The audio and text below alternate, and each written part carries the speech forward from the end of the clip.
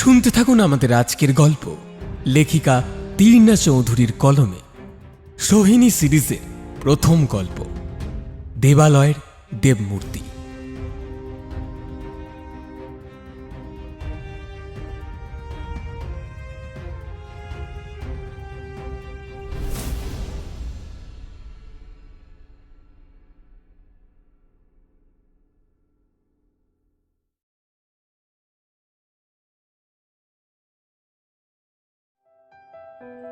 একেবারে সকাল সকাল নীলুদাকে আমাদের বাড়িতে আসতে দেখে সবচেয়ে বেশি অবাক হয়েছিলাম আমি।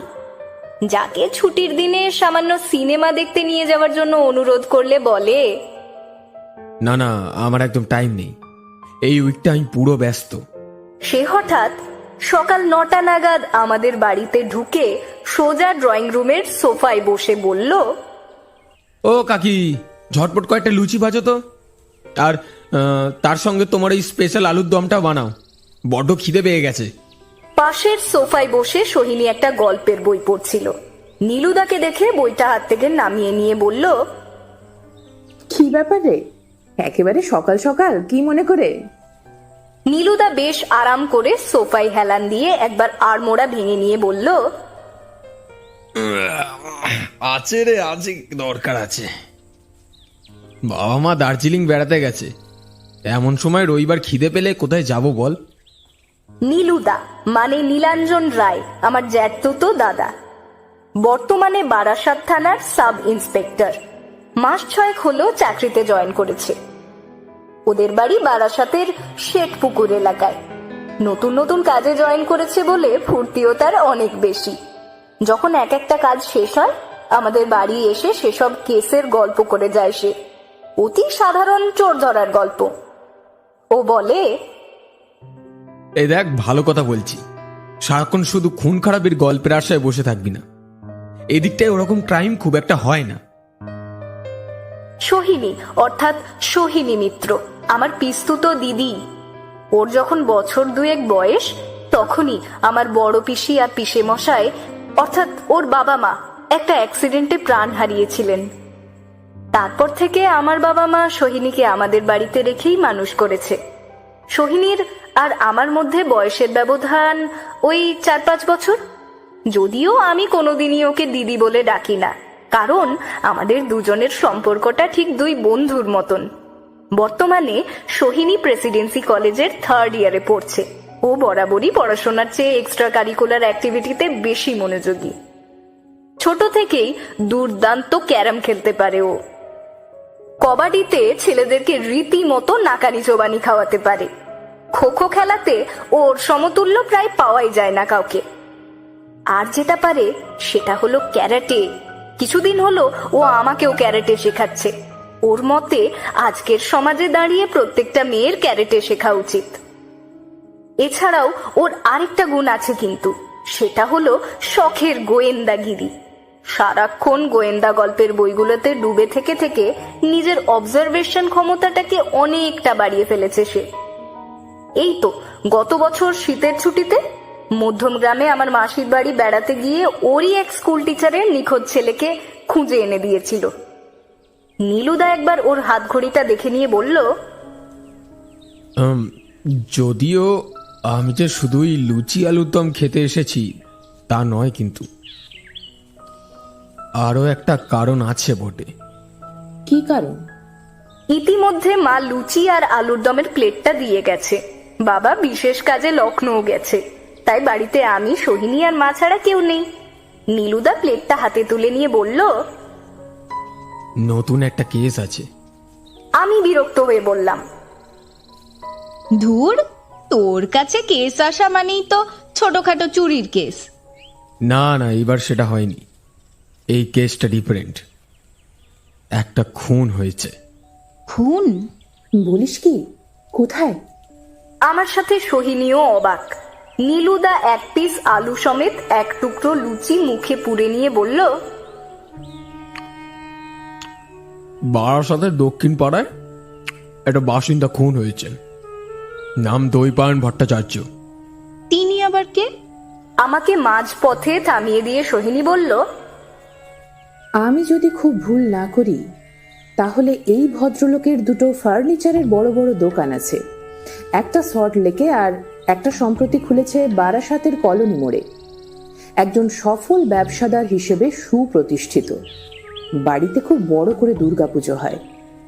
পুজোর সময় ভদ্রলোকের একটা সাক্ষাৎকারে পড়েছিলাম খবরের কাগজে।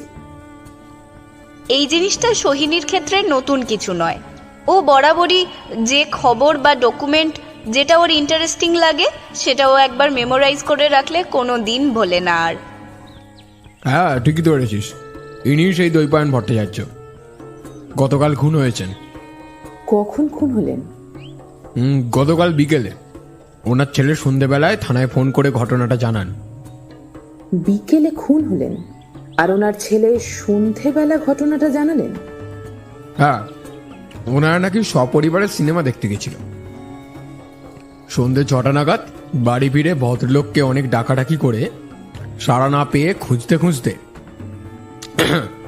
শেষে ছাদে গিয়ে ব্যাপারটা আবিষ্কার করেন। পেটে ছুরি বসিয়ে খুন করেছে কেউ। বিশ্রী ব্যাপার। মনে তো হয় ছুরি বসানোর সঙ্গে সঙ্গে মৃত্যু হয়েছে ওনার। তবে পোস্টমর্টেম রিপোর্টটা হাতে আসলে এক্স্যাক্ট টাইমটা জানা যাবে। ওনাদের বাড়িতে কজন লোক আছে? ভদ্রলোক বছর 2 হলো বিপত্নী। ওনার 3 ছেলে ও 2 মেয়ে। বড় ছেলে দীপঙ্কর, সে বাড়ি ছাড়া, মানে নিখোঁজ। বড় মেয়ে দর্শনা, সে বিবাহিত, তবে থাকে বাপের বাড়িতে। মেজ ছেলে দীপক বর্তমানে ওদের পারিবারিক 2টো ফার্নিচার দোকানের দায়িত্বে আছে। ছোট ছেলে দৃপ্ত বছর 1.5 হলো মারা গেছে। ওনার বিধবা স্ত্রী অঞ্জলি তার 2 বছরের ছেলে ছোটনের সাথে ওই বাড়িতেই থাকেন। আর ভদ্রলোকের ছোট মেয়ে দীপিকা, একটা থিয়েটার গ্রুপের লিড অ্যাক্ট্রেস। এছাড়াও আছে 2জন রান্নার লোক, একজন মালি। হ্যাঁ, আর একটা কথা বলাই হয়নি। আর থাকেন দৈপায়ন বাবুর গুরুদেব ও তার একটা শিষ্য। গুরুদেব? হ্যাঁ, ভদ্রলোক নাকি বছর 1.5 আগে দীক্ষা নিয়েছিলেন। তারপর থেকে এই গুরুদেবটি ওনার বাড়িতেই আছেন। স্ট্রেঞ্জ। গুরুদেব নিজের জায়গা জমি ছেড়ে ও বাড়িতে থেকে গেলেন? আচ্ছা, কাল বিকেলে গুরুদেব কোথায় ছিলেন? হ্যাঁ, কাল বিকেলে গুরুদেব এবং তার শিষ্যটি নাকি শেঠপুকুরের রামকৃষ্ণ মঠে প্রার্থনা শুনতে গেছিলেন। তার মানে চাকর বাকর ছাড়া ও বাড়িতে দৈপায়ন বাবু একাই ছিলেন? আচ্ছা, আরো একটা ব্যাপার কি জানিস? ভদ্রলোক খুন হবার পর থেকেই ওনাদের বাড়ির এক মহামূল্য দেবতার মূর্তি পাওয়া যাচ্ছে না। মূর্তি? কিরকম মূর্তি? কৃষ্ণ মূর্তি, খাঁটি সোনার তৈরি, মাথায় অষ্টধাতুর একটা মুকুট, সাইজে নাকি প্রায় এই 1 হাত সমান হবে। খুন হওয়ার পরপরই মহামূল্য মূর্তিও হাওয়া। খাওয়া শেষ করে নীলুদা উঠে দাঁড়ালো। একবার নিজের হাত ঘড়িটা দেখে নিল। আমাদের বাড়ির প্রত্যেকটা ঘরেই কিন্তু সচল ঘড়ি আছে। নীলুদা যে কেন সব সময় নিজের হাত ঘড়িটা দেখে কে জানে। স্মার্টনেস দেখানোর যত সব নতুন কায়দা। এবার নীলুদা বলল, নে রে, অনেক গল্প করলাম, এবার চলি, বুঝলি? অনেক কাজ আছে। দৈপায়ন বাবুর পাড়ার কয়েকজনের সাথে কথা বলতে হবে। যদি কেউ কোনো সন্দেহভাজন ব্যক্তিকে দেখে থাকে ওই বাড়ির আশেপাশে। আবার বিকেলে দেখা হবে, ঠিক আছে? নীলুদা, তোর কোনো আপত্তি না থাকলে আমরাও কি তোর সাথে যেতে পারি? সোহিনীর এই কথাটার জন্য আমি অন্তত প্রস্তুত ছিলাম না, কাজেই অবাক হতে হলো। নীলুদা একটু ভেবে নিয়ে বলল, যাবি বলছিস? ঠিক আছে, চল তাহলে। আমি বাড়ি গিয়ে ইউনিফর্মটা পরে তোদের সাথে একেবারে দক্ষিণ পাড়ার মোড়ে মিট করছি, ঠিক আছে? ওকে। সুকান্তনগর থেকে বাস ধরে ভিড়ে ঠাসাঠাসি হয়ে যখন দক্ষিণ পাড়ায় নামলাম তখন ঘড়িতে 11:15। নীলুদা আমাদের আগেই ওর পুলিশের গাড়িটা নিয়ে পৌঁছে গেছিল ওখানে।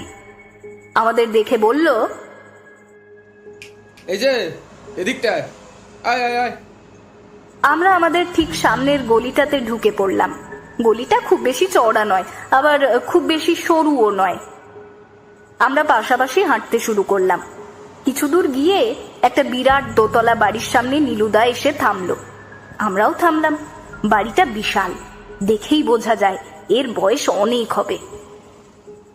বাড়িটার সামনে অনেকটা খালি জায়গা, মানে বাগান। বিশাল কালো গেটটার পাশে পাঁচিলে বসানো নেম প্লেটে লেখা রয়েছে বাড়ির নাম দেবালয়। নীলুদা বলল, এই যে, এই সেই বাড়ি।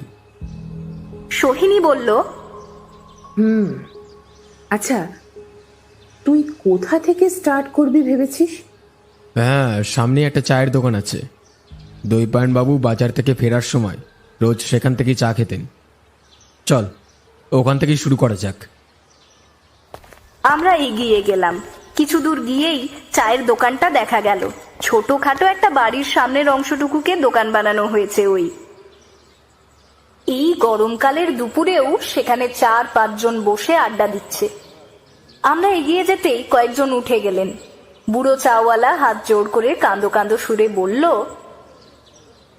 বিশ্বাস করুন স্যার, আমি কিছু জানি না। নীলুদা কোনো রকমে ভদ্রলোককে শান্ত করে বলল, ঠিক আছে, ঠিক আছে, আপনি যতটুকু জানেন ততটুকুই বলবেন। আচ্ছা, দইপায়ন বাবু কি কাল সকালে চা খেতে এসেছিলেন? হ্যাঁ স্যার, এসেছিলেন। তুমি কি ওনার মধ্যে কোনো অস্বাভাবিক আচরণ লক্ষ্য করেছিলে? সেরকম তো কিছুই লক্ষ্য করিনি স্যার। আসলে সকালবেলা তো দোকানে খুব ভিড় ছিল, তাই। সোহিনী হুট করে একটা প্রশ্ন করে ফেলল, কাল বিকেলের দিকে কাউকে ওনার বাড়িতে ঢুকতে দেখেছো? মানে অচেনা কেউ? সেরকম তো কাউকে দেখিনি দিদি। আরো 2-একটা প্রশ্ন করতে যাব এমন সময় হঠাৎ একটা অদ্ভুত আওয়াজ কানে এলো। একটা ঠক ঠক জাতীয় আওয়াজ, যেন কেউ অনবরত কিছু একটা ঠুকে চলেছে। হঠাৎ কি মনে হতে সোহিনী পেছন ফিরে দাঁড়ালো। সঙ্গে সঙ্গে আমরাও দাঁড়ালাম। অবাক হয়ে দেখলাম চায়ের দোকানের ঠিক উল্টো দিকের দোতলা বাড়িটার ছাদে একটা 6-7 বছরের বাচ্চা ছেলে দাঁড়িয়ে রয়েছে। তার হাতে একটা ঘুড়ি ওড়ানোর লাটাই, এবং এই লাটাইটাকেই ছাদের পাঁচিলে জোরে জোরে ঠুকে ছেলেটাই সেই ঠক ঠক আওয়াজটা করে যেন আমাদের দৃষ্টি আকর্ষণ করার চেষ্টা করছে।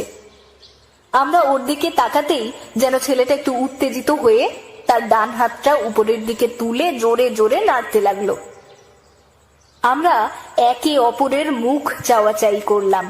ব্যাপার কি, ছেলেটা এখনো অনবরত হাত নেড়ে যাচ্ছে। কতকটা যেন হাতছানি দিয়ে আমাদের ডাকছে বলে মনে হলো। ব্যাপার কি বলতো স্নেহা?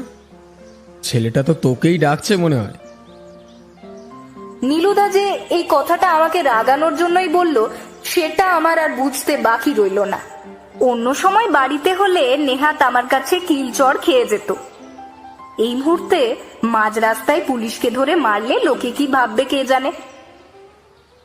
সোহিনীর দিকে চেয়ে দেখি ওর মুখটা গম্ভীর হয়ে গেছে।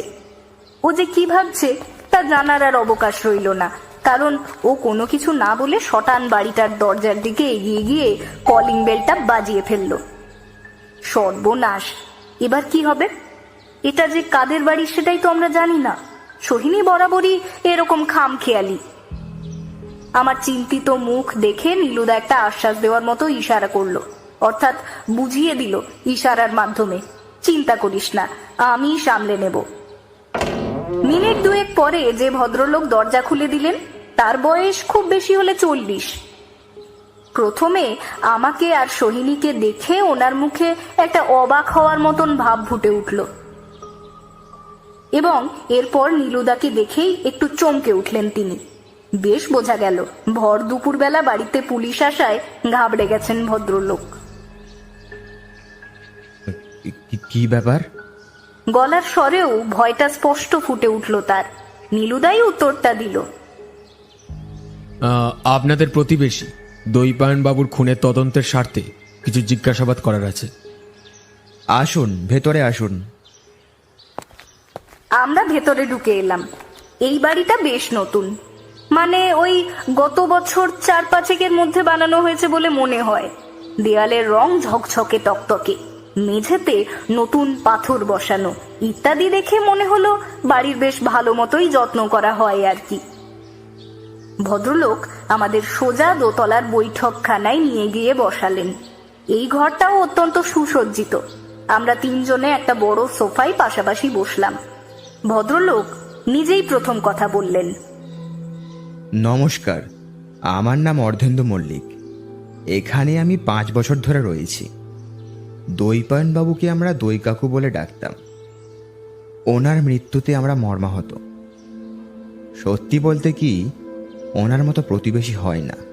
আর প্রতিবেশী বা বলছি কেন, ওনার মতো মানুষই হয় না। অর্ধেন্দুবাবু তার ডান হাতের আস্তিনটা দিয়ে চোখ দুটো একবার মুছে নিলেন। সোহিনী হঠাৎ একটা প্রশ্ন করে। আচ্ছা, ছাদে যাকে দেখলাম সে কি আপনার ছেলে? অর্ধেন্দুবাবু একবার অবাক চোখে সোহিনীর দিকে চেয়ে নিলেন, তারপর চোখ দুটো নামিয়ে নিয়ে বললেন, হ্যাঁ, ও আমার ছেলে নয়ন। আসলে দই কাকুকে ও ভীষণ ভালোবাসতো।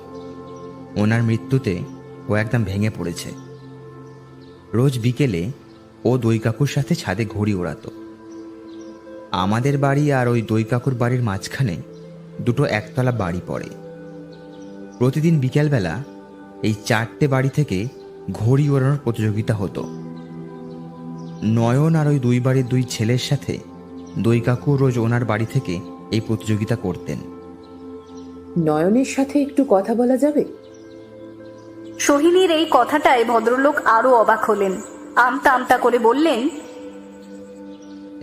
এই সব পুলিশের ব্যাপারে নয়ন মানে মানে বুঝতেই তো পারছেন, ও তো বাচ্চা ছেলে। নীলুদা বলল, না না, চিন্তা করবেন না, ওকে আমরা কেউ প্রেসারাইজ করব না। অর্ধেন্দুবাবু সোফা ছেড়ে উঠতে যাবেন এমন সময় একটা খুট শব্দ শুনে দরজার দিকে তাকাতেই দেখি একটু আগেই এই বাড়ির ছাদে দেখা সেই বাচ্চাটা শুকনো মুখে দাঁড়িয়ে রয়েছে। অর্ধেন্দুবাবু ওকে দেখে একটু হেসে বললেন, এই তো নয়ন, এসো তো একটু এদিকে। দেখো, এনারা তোমার কাছ থেকে কিছু জানতে চান। দেখো তো তুমি কিছু জানো কি না। নয়ন আস্তে আস্তে আমাদের দিকে এগিয়ে এলো। সোহিনী ওর মাথায় হাত বুলিয়ে হাসি হাসি মুখ করে বলল, তোমার নাম কি? নয়ন নামক মল্লিক। বাহ, খুব সুন্দর নাম তো। Thank you. আচ্ছা, তুমি তো ঘুড়ি ওড়াতে খুব ভালোবাসো, তাই না? তুমি কি করে জানলে? এই যে তোমার বাবা বললেন তুমি নাকি রোজ বিকেলবেলা ঘুড়ি ওড়াও। ওড়াতাম তো, দই কাকুর সাথে আমি রোজ ঘুড়ি ওড়াতাম। ও তাই? তার মানে তো তুমি কালও ঘুড়ি ওড়াচ্ছিলে, তাই না? হ্যাঁ, ওড়াচ্ছিলাম তো, তবে বেশিক্ষণ ওড়াতে পারিনি। কেন? উত্তরটা দিলেন অর্ধেন্দুবাবু। আসলে কাল 4:30 নাগাদ ও ঘুড়ি ওড়াতে যাওয়ার ঠিক আধ ঘন্টা পরই ওর ম্যাম চলে আসেন ওকে পড়াতে। ও, তারপর ও কি আর ছাদে গেছিল? না, ওর পড়া শেষ হতে হতে প্রায় 7টা বেজে গিয়েছিল, তাই ওকে আর ছাদে পাঠায়নি। আচ্ছা, ঠিক আছে, আমরা তাহলে আজ আসি। আপনি এক কাজ করুন, আপনার মোবাইল নাম্বারটা অফিসারকে দিয়ে দিন, প্রয়োজনে ফোন পেতে পারেন। নমস্কার। নমস্কার। নে, এবার তোরা বাড়ি যা, অনেক বেলা হয়েছে, কাকি চিন্তা করবে। রাস্তায় বেরিয়েই কথাটা বলল নীলুদা। আমি বললাম, আর তুই? আমার এখনো অনেক কাজ আছে। পোস্টমর্টেম রিপোর্টটা কালেক্ট করে একবার দইপায়ন বাবুর বাড়ি যেতে হবে। আর এখনই ও বাড়ি যাস না। নীলুদাকে মাঝপথে থামিয়ে দিয়ে বলল সোহিনী। কেন? আমার একটা খটকা লাগছে, কেন জানি না। মনে হচ্ছে কাজটা বাইরের কেউ করেনি। তার মানে তুই কি বলতে চাইছিস? এই কুকর্মটা বাড়ির ভেতরে কেউ করেছে? জাস্ট মনে হচ্ছে, এখনো তো বাড়ির কারোর সাথে আলাপই হয়নি। তাছাড়া আচ্ছা, পোস্টমর্টেম রিপোর্টটা কখন আসবে? ঘন্টা দুয়েকের মধ্যেই চলে আসার কথা।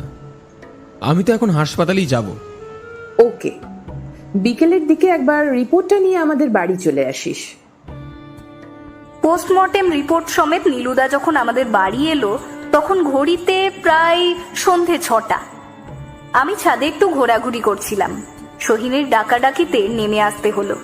ঘরে এসে দেখি নীলুদাকে রীতিমতো উত্তেজিত দেখাচ্ছে। ও বলল, আই ওয়াজ রাইট, ছুরির আঘাতেই মৃত্যুটা হয়েছে। আর খুনের টাইম হলো বিকেল 5:30, অর্থাৎ দীপক বাবুদের আসার আধ ঘন্টা আগে। রিপোর্টটা তখন সোহিনীর হাতে ছিল। ও সেটা একবার ভালো করে দেখে নীলুদাকে ফেরত দিয়ে বলল, রোজ 4:30 নাগাদ ভদ্রলোক ঘুড়ি ওড়াতেন, একা নয়, প্রতিবেশী 3 বাচ্চার সঙ্গে।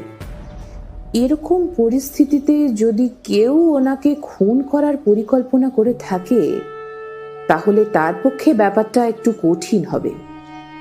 বাচ্চা 3টে যদি কোনোভাবে টের পেয়ে যায়, তাহলে তো বিপদ। গতকাল 4:30 নাগাদ ঘুড়ি ওড়ানোর প্রতিযোগিতা শুরু হওয়ার আধ ঘন্টা পর, অর্থাৎ 5টা নাগাদ নয়নকে পড়াতে আসে। তার মানে একটা বাচ্চা চলে যায়। ফলে খুনির কাছে খুন করাটা কিছুটা সহজ হয়ে যায়। পাশাপাশি দুটো একতলা বাড়ির বাচ্চাগুলোর পক্ষে ব্যাপারটা আন্দাজ করা একদমই সহজ ছিল না, কারণ একতলার ছাদ থেকে দোতলার ছাদে কি ঘটছে সেটা বোঝা সম্ভব নয়।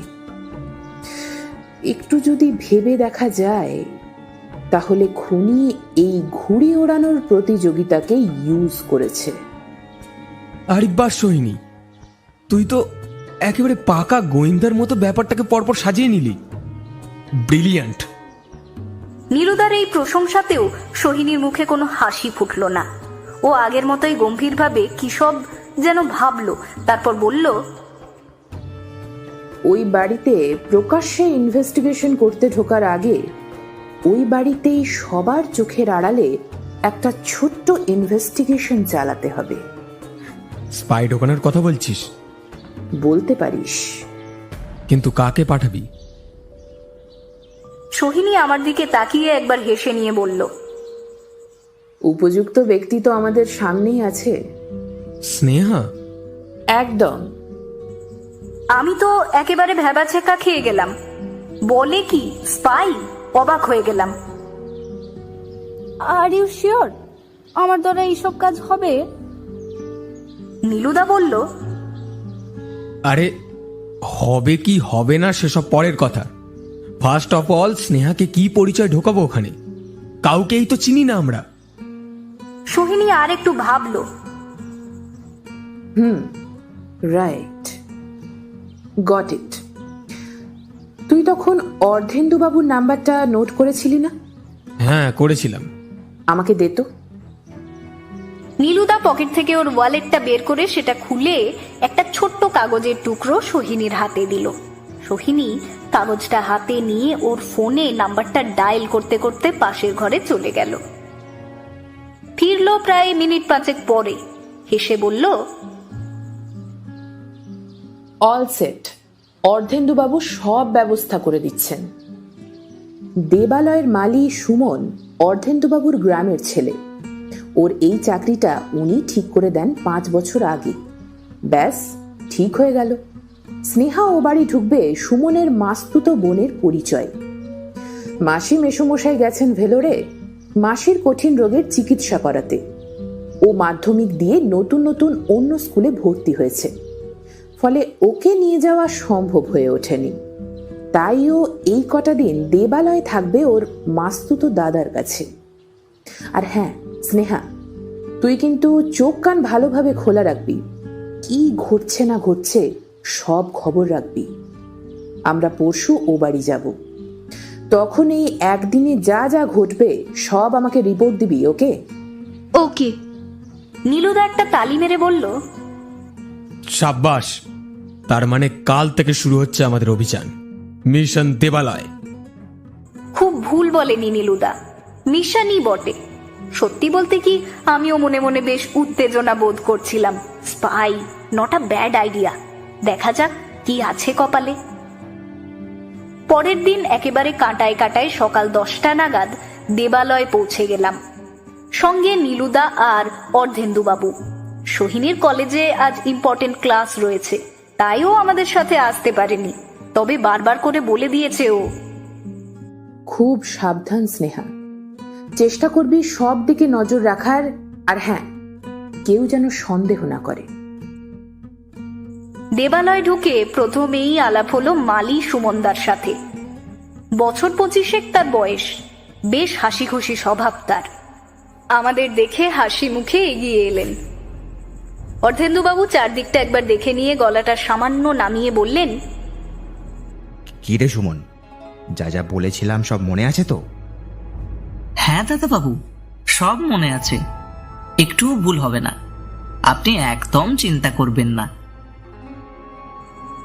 নীলুদা আর অর্ধেন্দুবাবু ভেতরে এলেন না। ওরা পুলিশের গাড়িটা নিয়ে বেরিয়ে যাওয়ার আগে নীলুদা একবার হাসি হাসি মুখে ওর ডান হাতের বুড়ো আঙুলটা তুলে আমাকে দেখালো, অর্থাৎ অল দ্য বেস্ট। বাড়ির ভেতরে এসে সবার সাথে আলাপ হলো। সুমনদা আগেই সবাইকে আমার আসার খবরটা জানিয়ে দিয়েছিল বটে। প্রথমেই আলাপ হলো দৈপায়ন বাবুর দ্বিতীয় সন্তান, অর্থাৎ ওনার বড় মেয়ে দর্শনার সাথে। 35 থেকে 40-এর মধ্যে বয়স হবে তার, বিবাহিত, তবে স্বামী বোধহয় এখানে থাকেন না। ভদ্রমহিলা খুব একটা কথা বলেন না, দেখে মনে হলো যেন সবসময়ই গম্ভীর হয়ে থাকেন। দ্বিতীয় জন হলেন দৈপায়ন বাবুর মেজ ছেলে, অর্থাৎ ওনার তৃতীয় সন্তান দীপক বাবু। ভদ্রলোক মনে হলো বেশ আমুদে। এই কঠিন সময়ের মধ্যেও আমাকে দেখে হেসে কয়েকটা ইয়ার্কি মারলেন তিনি। তৃতীয় জন হলেন দৈপায়ন বাবুর ছোট মেয়ে, অর্থাৎ ওনার কনিষ্ঠতম সন্তান দীপিকা।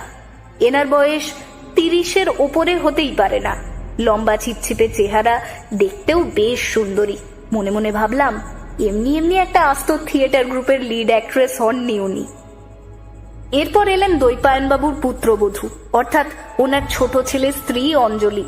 এনার স্বামী দৃপ্তবাবু বছর 1.5 আগে সেরিব্রাল স্ট্রোকে মারা গেছেন।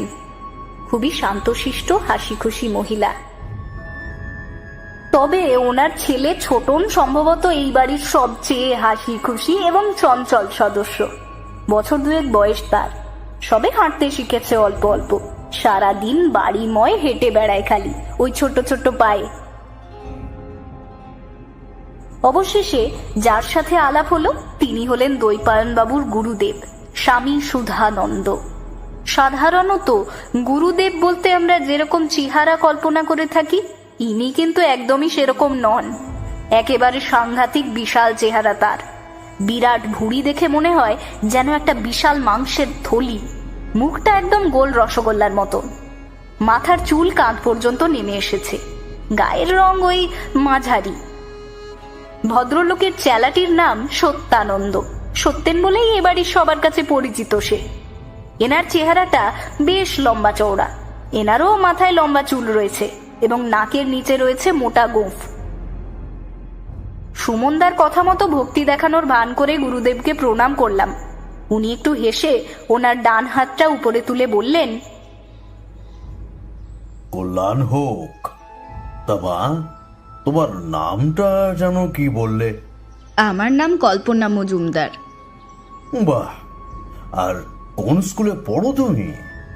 বারাসাত গার্লস হাই স্কুল, এই বছরই ভর্তি হয়েছি। এর আগে মধ্যমগ্রাম গার্লসে পড়তাম। বাহ, বেশ ভালো ভালো। তা স্ট্রিম কি তোমার? আর্টস। তা সাহিত্য চর্চা টর্চা করো বুঝি? ওই একটু আধটু। ভালো ভালো।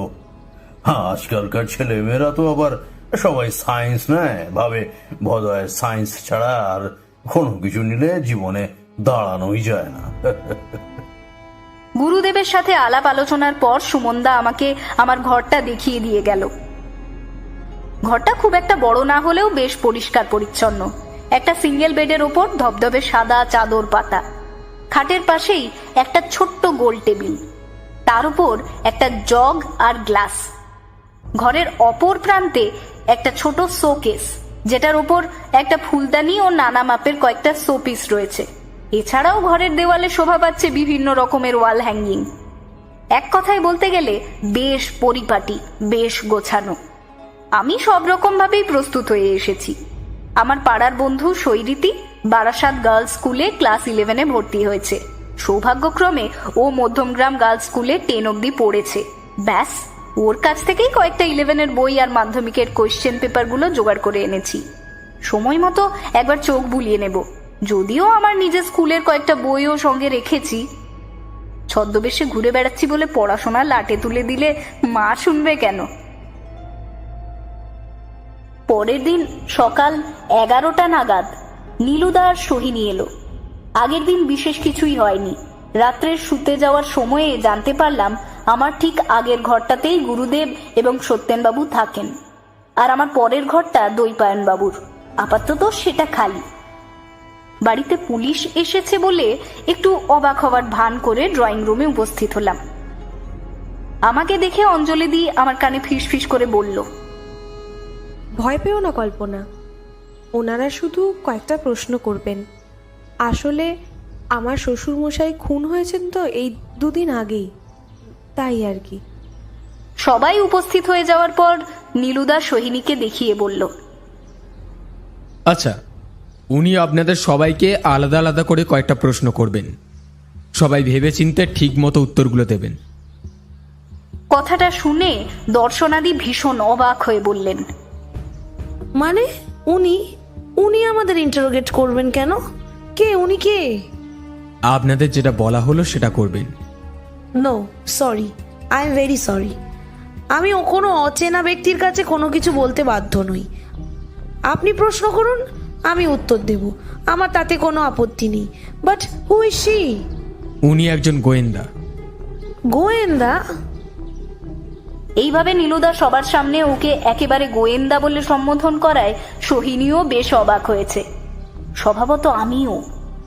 দীপকবাবু তার অবাক হওয়ার ভাবটা না কাটিয়েই বললেন, কিন্তু অফিসার, আমরা তো পুলিশে অভিযোগ করেছিলাম, এর মধ্যে গোয়েন্দা কোত্থেকে? মানে উনি এই কেসটায় আমাদের সাহায্য করছেন। আমার মনে হয় আর সময় নষ্ট না করে আমাদের শুরু করা উচিত এবার। সোহিনী এতক্ষণে কথা বলল। হ্যাঁ, আমারও সেটাই মনে হয়। দৈপায়নবাবুর ঘরেই না হয় কথা বলা যাক। ওনার ঘরটা কোন দিকে? দীপকবাবু আঙুল দেখিয়ে বললেন, ওই দিকে আসুন আমার সাথে। 1 মিনিট, আমি আপনাদের বাড়ির বড় সদস্যদের দিয়ে শুরু করতে চাই।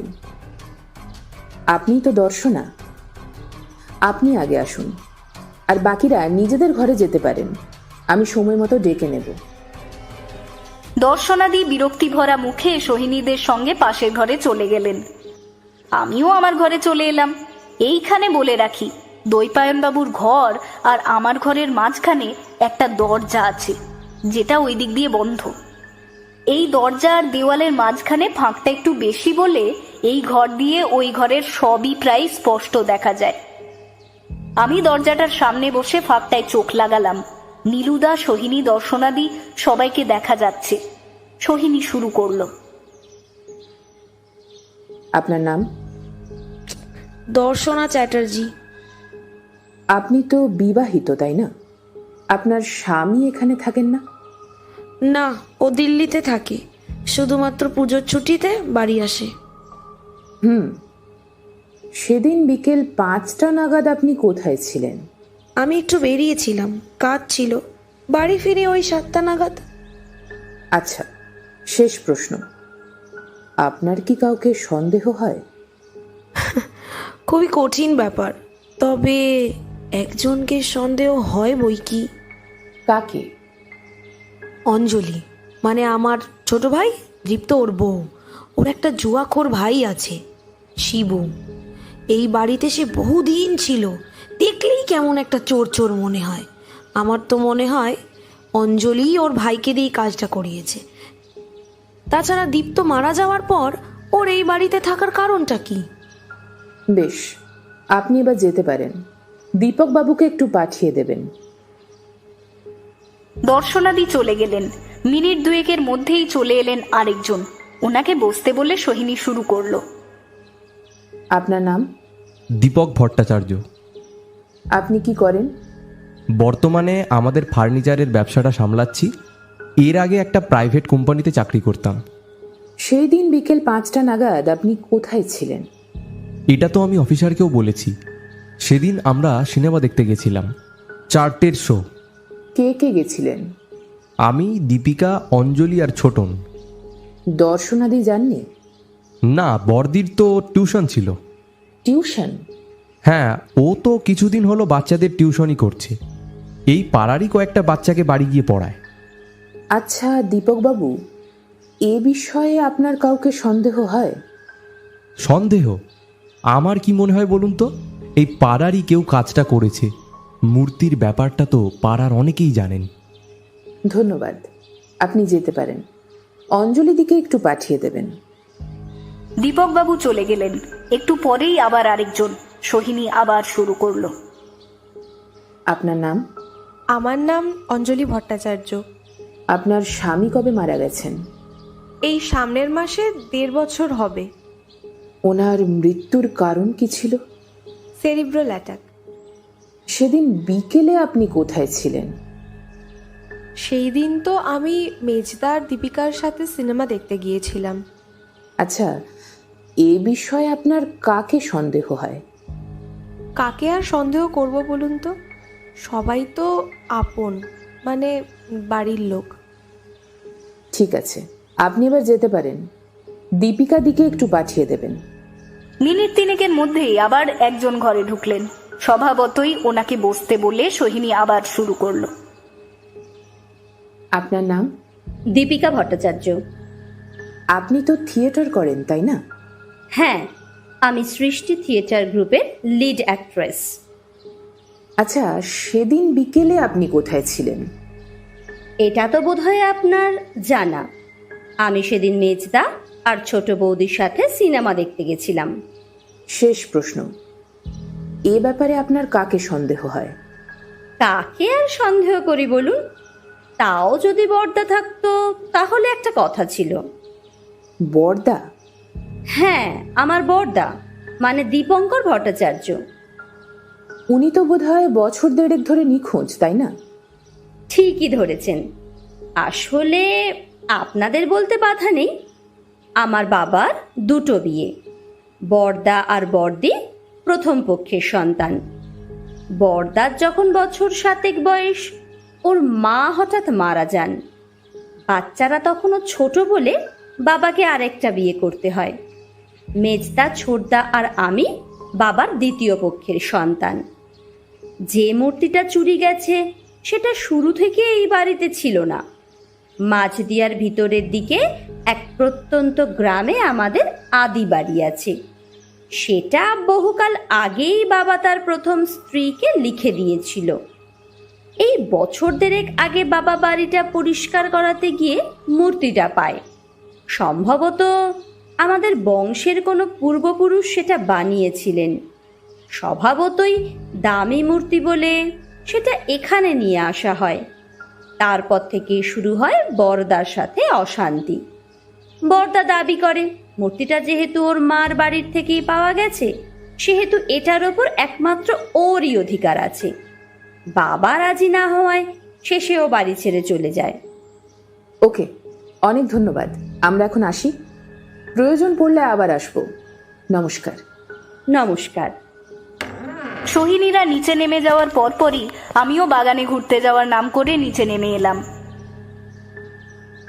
কিরে, কিরকম বুঝছিস? বাগানে আসতেই প্রশ্নটা করলো সোহিনী। সবে তো একদিন, এর মধ্যে বলতে গেলে কিছুই হয়নি। বাহ, ফুলগুলো কি সুন্দর, একটা ছবি তুলি তো। সোহিনী বাগানের যে দিকটায় তাকালো সেদিকটায় সত্যিই অনেক ফুলের বাহার। রং বেরঙের গোলাপ, গাঁদা, জবা ইত্যাদি ফুল ফুটে রয়েছে। রোদে যেন আরো বেশি রঙিন ও ঝলমলে দেখাচ্ছে এদের। সোহিনী ওর ফোনটা হাতে নিয়ে এগিয়ে যেতেই পেছন থেকে একটা গলার স্বর পাওয়া গেল। ওদিকটায় যাওয়া যাবে না। আমরা ঘুরে দাঁড়াতেই দেখি দর্শনাদি উদ্বিগ্ন মুখে দাঁড়িয়ে রয়েছে। সোহিনী বলল, কেন বলুন তো? আসলে আমি ওই দিকটায় কয়েকটা চারা গাছ পুঁতেছি, তাই ওই দিকটায় যাওয়া যাবে না। সোহিনী ওর ফোনটা নিজের জিন্সের পকেটে ঢুকিয়ে নিয়ে বলল, ঠিক আছে, আমরা তাহলে বরং আসি। দর্শনাদি চলে যাওয়ার পরপরই সুমনদা বাড়ির মেইন গেট দিয়ে ঢুকলো। আমাদের দেখেই হাসি হাসি মুখ করে এগিয়ে এসে বলল, নমস্কার, আমি একটু দোকানে গিয়েছিলাম। গাছগুলোর কেমন খেয়াল রাখছো? সোহিনীর এই প্রশ্নটাই সুমনদা প্রথমে যেন একটু ভ্যাবা চাকা খেয়ে গেল। তারপর হেসে বলল, গাছের তো আমি বরাবরই ভালোই খেয়াল রাখি।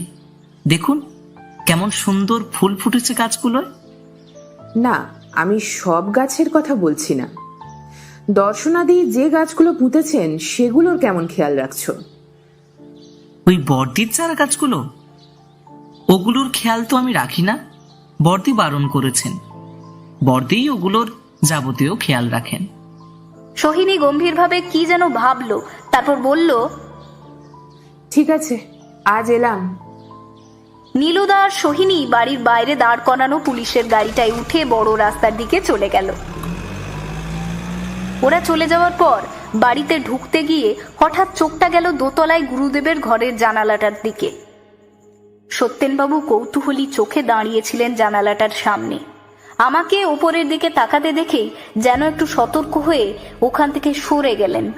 সারাদিন আর বিশেষ কিছুই হলো না। সত্যজিৎ রায়ের শঙ্কু সমগ্রটা সঙ্গে করে এনেছিলাম, ওটা পড়েই দিব্যি সময় কাটিয়ে দিলাম। আমি ব্যক্তিগতভাবে সারাক্ষণ মোবাইল ফোন ঘাটার চেয়ে গল্পের বই পড়াটাকে অনেক বেশি উপযুক্ত বলে মনে করি। এই বাড়ির সকলেই 9:30টার মধ্যে রাতের খাওয়া সেরে ফেলেন। সুতরাং রাত 9:15 বাজতেই অন্য সবার মতো আমিও খাবার টেবিলে উপস্থিত হয়ে গেলাম। আগামীকাল দৈপায়নবাবুর শেষ কাজ। খেতে খেতে আজ সেই নিয়েই আলোচনা করলেন বাড়ির সদস্যরা মিলে। দীপকবাবু ইতিমধ্যেই বেশ কিছু আত্মীয় স্বজনদের ফোনে নিমন্ত্রণ করে ফেলেছেন। আর যাই হোক, এই কম সময়ের মধ্যে ঘটা করে কার্ড ছাপিয়ে সকলের বাড়ি গিয়ে সাদরে আমন্ত্রণ জানিয়ে আসা সম্ভব নয়। খাওয়া দাওয়া সেরে ঘরে এসে আবার আমার গল্পের বইটায় মনোনিবেশ করলাম আমি। প্রায় মিনিট 15 বাদে সবে মাত্র একটু তন্দ্রাভাব এসেছে। এমন সময়ে হঠাৎ ঘরের দরজায় টোকা পড়ল। ঘড়ির দিকে তাকিয়ে দেখি 10:30। এরকম সময়ে তো কারোর আমাকে প্রয়োজন পড়ার কথা নয়। তাহলে উঠে গিয়ে দরজাটা খুলতেই দেখি সত্যেনবাবু। আমি একটু অবাক হয়ে বললাম, কি হয়েছে? বাবা তোমাকে ডাকছেন। সত্যেনবাবু গুরুদেবকে বাবা বলে ডাকেন। গুরুদেব ডাইনিং টেবিলে খাওয়া দাওয়া করেন না।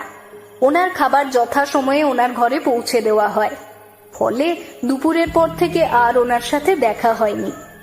এমন অবস্থায় উনি এই ভর রাত্রির বেলায় হঠাৎ আমাকে ডাকছেন, সেটা ভেবে একটু কৌতূহল হলো। সত্যেনবাবুকে বললাম, চলুন। আগেই বলেছি, গুরুদেবের ঘরটা আমার ঘরের ঠিক পাশেই। দরজাটা ভেজানো ছিল। সত্যেনবাবু আলতো করে ঠেলা দিতেই সেটা খুলে গেল। গুটি গুটি পায়ে ঘরে ঢুকে যে দৃশ্য দেখলাম, তাতে আমার চোখ একেবারে ছানা বড়া হয়ে গেল। ঘরের ঠিক মাঝখানে একটা বাহারি আসনের ওপর পদ্মাসনে বসে রয়েছেন গুরুদেব। তার সামনে একটা বিশাল পাথরের থালার উপর খান বিশেক লুচি, তার পাশেই রয়েছে এক বাটি নিরামিষ আলুর দম, এবং সবশেষে আরেকটা কাঁসার বাটিতে বড় বড় দুটো রাজভোগ। আমি এবার সত্যিই ভক্তি ভরে গুরুদেবকে প্রণাম করলাম। গুরুদেবের বয়স কম করে হলেও 55। এই বয়সে যিনি ওই পরিমাণ খাবার উদরস্থ করতে পারেন, তিনি প্রণামের পাত্র বই কি। গুরুদেব হেসে আগের দিনের মতন ডান হাতটা তুলে আমাকে বললেন, কল্যাণ হোক, বসো। আমি গুরুদেবের সামনে পাতা আরেকটা আসনে বসলাম কথা মতো। গুরুদেব পাশে রাখা স্টিলের গ্লাসটা থেকে কিছুটা জল নিয়ে হাত দুটো সামান্য ধুয়ে লুচিতে হাত লাগালেন। এক টুকরো ছিঁড়ে আলুর দম সহযোগে মুখে চালান করে দিয়ে বললেন, পড়াশোনা করছিলে বুঝি? ওই আর কি। ওহো, তাহলে তো বোধ হয় তোমাকে ভুল টাইমে ডেকে ফেললাম। কি? না না, সেরকম কোনো ব্যাপার নয়, আপনি বলুন কি বলবেন। আসলে আমি তো আমার ঘর থেকে খুব একটা বার হই না, তাই তোমার সাথে ভালোভাবে আলাপ আলোচনা করার সুযোগটাই পাইনি, তাই একটু ডাকলাম। তা তোমার কোনো আপত্তি নেই তো? না না, হেসে কথাটা বললাম ঠিকই, তবে মনে মনে বেশ টেনশন হতে লাগলো। কি ধান্দায় ডেকেছে কে জানে। এতক্ষণে এই ঘরটাকে ভালো করে দেখার সুযোগ পেলাম। ঘরটা মোটামুটি বড় ধরনের। একটা খাট রয়েছে ঘরের একদিকে, এই খাটটার পাশেও রয়েছে একটা ছোট্ট গোল টেবিল। ঘরের অন্য প্রান্তে রয়েছে একটা ড্রেসিং টেবিল আর দুটো বইয়ে ঠাসা বুক সেলফ। ঘরের দেওয়ালে টাঙানো রয়েছে বিভিন্ন ছবি। তাদের মধ্যে সবচেয়ে বেশি ছবি রয়েছে যে ভদ্রলোকের, তিনি যে এই বাড়ির নিখোঁজ বড় ছেলে দীপঙ্কর বাবু, সে বিষয়ে আর কোনো সন্দেহ রইল না। ভদ্রলোক বোধহয় বিবাহিত ছিলেন। একজন মহিলার সঙ্গে অনেকগুলো ছবি রয়েছে ওনার। আশ্চর্য, এই ভদ্র মহিলা তো এ বাড়িতে থাকেন না। হয়তো স্বামী নিখোঁজ হয়ে যাওয়ার পর তিনি বাপের বাড়ি চলে গিয়েছেন। তোমার তো আর্টস, তাই না? হ্যাঁ। বাংলা আর ইংরেজির দিকে বিশেষ মনোযোগ দিচ্ছ তো? ওগুলো কিন্তু আর্টসের পিলার। হ্যাঁ, ওই দুটোতেই বেশি মনোযোগ দিই। আচ্ছা, তোমার মাধ্যমিকে কত পার্সেন্টেজ এসেছিল? এই প্রশ্নটা করার যে কি মোটিভ থাকতে পারে ঠিক বুঝলাম না। নিজের বোর্ড পরীক্ষায় যা পার্সেন্টেজ আদায় করেছিলাম সেটাই বলতে হলো। 85%। বাহ, খুব ভালো, খুব ভালো। আচ্ছা, তোমাদের বাংলা এবছর কি প্রবন্ধ লিখতে দিয়েছিল? প্রবন্ধ? তোমার প্রিয় লেখক, আমার শহর কলকাতা আর বায়ু দূষণ। আমি লিখেছিলাম তোমার প্রিয় লেখক। বাহ, তা কার কথা লিখেছিলে? বিশ্বকবি রবীন্দ্রনাথ ঠাকুরের কথা লিখেছিলাম। আশ্চর্য। আশ্চর্য? এতে আবার আশ্চর্যের কি হলো? একজন বাঙালি হয়ে রবীন্দ্রনাথ ঠাকুরকে প্রিয় লেখক হিসেবে লেখা আশ্চর্যের তালিকায় পড়ে নাকি? আমি এতটাই অবাক হয়ে গেছিলাম যে বলেই ফেললাম। এতে আশ্চর্যের কি আছে? না, মানে আসলে আমি যদি তোমার বয়সী একজন ছাত্র হতাম, তাহলে আমার প্রিয় লেখক হিসেবে লিখতাম স্যার আর্থার কোনান ডয়েলের কথা। হঠাৎ এই নামটা শুনে আমার সর্বাঙ্গে বিদ্যুৎ খেলে গেল। আর্থার কোনান ডয়েলের নাম নিলেন কেন ভদ্রলোক? উনি কে? কোনো সাহেব বুঝি? আসলে ইংরেজি বই খুব একটা পড়া হয় না তো। কোনান ডয়েল, শার্লক হোমসের বাবা? এবার রীতিমতো চমকে উঠলাম আমি। সর্বনাশ! ভদ্রলোক কোনোভাবে আমার পরিচয় আর এখানে আসার কারণটা জেনে ফেলেছেন নাকি? কিন্তু সেটা কি করে সম্ভব? গলা শুকিয়ে প্রায় কাঠ হয়ে গেছিল আমার। কথা বলতে গিয়েও আটকে গেলাম আমি। ওদিকে গুরুদেব রাজভোগে হাত লাগিয়েছেন ততক্ষণে। আমাকে চুপ করে থাকতে দেখে বললেন, কই, এবার তো তুমি জানতে চাইলে না যে শার্লক হোমস কে? উনিও কোনো সাহেব কি না। আসলে উনি হচ্ছেন একজন গোয়েন্দা, ওই যারা চুরি ডাকাতি খুন খারাপির তদন্ত করে। কিছুক্ষণ সব চুপচাপ। সত্যেনবাবু নির্বাক অবস্থায় গুরুদেবের পেছনে বসে আছেন। লোকটি ভারী অদ্ভুত। কোন রকম বাড়তি কথা বলেন না। আমার তো মনে হয় উনি প্রয়োজনের থেকেও কম কথা বলেন। বাবা সত্যেন, ওই টেবিলটার উপর রাখা কাগজটা একটু দে তো। সত্যেনবাবু নিজের জায়গা থেকে উঠে গিয়ে গুরুর আদেশ অনুযায়ী টেবিলের ওপর রাখা কাগজটি এনে গুরুদেবের হাতে তুলে দিলেন। গুরুদেব সেটার ভাঁজ খুলে আমার হাতে দিয়ে বললেন, এটা এবছরের মাধ্যমিকের বাংলা পেপার। এখানে 3টে প্রবন্ধের অপশন রয়েছে: দূষণমুক্ত পৃথিবী, পুরীর সমুদ্র সৈকত আর প্রকৃতির মাঝে কিছুক্ষণ। মনে করো তুমি এবছর মাধ্যমিক দিচ্ছ, তুমি কোন প্রবন্ধটি লিখবে? কাঁপা কাঁপা হাতে পেপারটা নিয়ে হতবুদ্ধির মতন দাঁড়িয়ে রইলাম। গুরুদেব হঠাৎ হেসে বললেন, ওহো, দেখেছো, আমরা আবার বড্ড ভুলো মন। তোমাকে বলছি মনে করতে। তুমি নাকি এবছর মাধ্যমিক দেবে, এতে মনে করার কি আছে? তুমি তো সত্যি এবছর মাধ্যমিক দিলে। আমার সর্বাঙ্গ ঘামছে। এই জ্যৈষ্ঠ মাসের প্রখর গরমে নাকি এক অদ্ভুত অজানা আতঙ্কে, সেটা ঠিক বুঝতে পারলাম না। কল্পনা, কয়েকটা বই নিয়ে এসেছিলাম তোমার ঘর থেকে, পড়বো বলে। পড়া শেষ হয়ে গেছে, এখন নিয়ে যেতে পারো। ইস, দেখো তো কতটা সময় তোমার নামে নিয়ে নিলাম। যাও যাও যাও, গিয়ে ঘুমিয়ে পড়ো। গুরুদেব সত্যেনবাবুকে ইশারা করতেই উনি খাটের উপর রাখা 3টে বই এনে আমার হাতে দিলেন। শৈরীতির ইংরাজি আর বাংলা বইটার সঙ্গে আমার নিজের স্কুলের সাইকোলজি বইটাকেও স্পষ্ট দেখতে পেলাম। বই 3টে নিয়ে ঘর থেকে বেরিয়ে যাব এমন সময়ে হঠাৎ গুরুদেব বলে উঠলেন, স্নেহা। হ্যাঁ? উত্তরটা দিয়েই বুঝতে পারলাম সাংঘাতিক ভুল হয়ে গেছে। তাড়াতাড়ি সামলে নিয়ে বললাম, আমাকে স্নেহা বলে ডাকলেন কেন? আমার নাম তো কল্পনা। ও হ্যাঁ, তাই তো। দেখেছো কি বুলো মন আমার। আর তুমি তো কল্পনা। কি সব ভাবতে ভাবতে তোমাকে স্নেহা বলে ডেকে ফেলেছি। তুমি তো বেঙ্গল বোর্ডে পড়ো, আর ও তো পড়ে ICSE বোর্ডে। যাকে, তুমি বরং ঘরে যাও, অনেক রাত হয়ে গেছে, ঘুমিয়ে পড়ো গিয়ে, যাও। নিজের ঘরে এসে দরজাটা লাগিয়ে দিলাম। কি ডেঞ্জারাস লোক, বাপরে বাপ! আমার ঘর থেকে আমারই চোখের আড়ালে আমারই বই তুলে নিয়ে গেল, একেবারে সামনে বসিয়ে নাকানি চোবানি খাইয়ে ছাড়লো। ফ্যানটা ফুল স্পিডে চালিয়ে বিছানায় শুয়ে পড়লাম। ঘড়ির দিকে তাকিয়ে দেখি রাত 11:30। না, এখন আর এসব নিয়ে চিন্তা ভাবনা করার কোনো দরকার নেই। কাল সকাল হলে না হয় সোহিনীকে একবার ফোন করে দেখব। চোখ বুজে সমস্ত চিন্তা মাথা থেকে মুছে ফেলতেই আমার 2 চোখের পাতায় ঘুম নেমে এলো।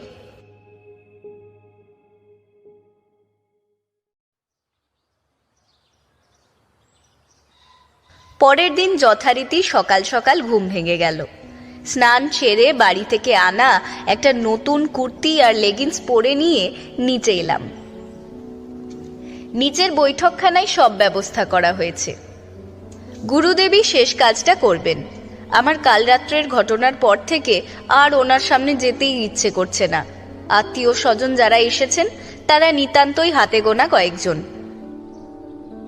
কাজ শুরু হয়ে গেল। একে একে দর্শনা দি, দীপক বাবু, অঞ্জলি দি, দীপিকা দি সবাই গুরুদেবের কথা মতো সমস্ত নিয়ম পালন করলেন। পুরোপুরি কাজ শেষ হতে প্রায় ঘন্টা 2 লাগলো। কাজ শেষ হতেই আমি ঘরে চলে এলাম।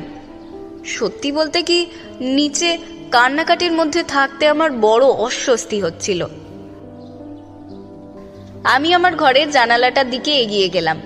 এই জানালাটা থেকে বাড়ির মেন গেট ও আশেপাশের অঞ্চলটা ভালোভাবে দেখা যায়।